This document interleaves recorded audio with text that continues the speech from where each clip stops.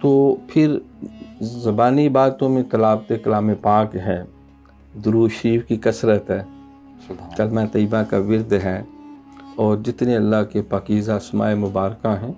سرکار بھی جب اللہ کی بارگاہ میں حاضر ہوئے معراج کی رات، تو وہ جو ہم تشہد میں پڑھتے ہیں تو سرکار نے فرمایا کہ التحیات للہ والصلوات والطیبات، اے اللہ تیری بارگاہ میں میں اپنی زبانی عبادتیں، بدنی عبادتیں، مالی باتوں کا تحفہ لے کے، تو 3 تحفے پیش کیے۔ تو جواب ہے السلام علیکہ ایھا النبی ورحمۃ اللہ وبرکاتہ۔ تو اللہ کریم نے 4 تحفے دیے، سلامتی ہو نبوت کے تاجدار، سلامتی ہو میری رحمتیں ہوں، برکتیں ہوں۔ تو سرکار نے فردر عرض کیا السلام علینا وعلی عباد اللہ الصالحین۔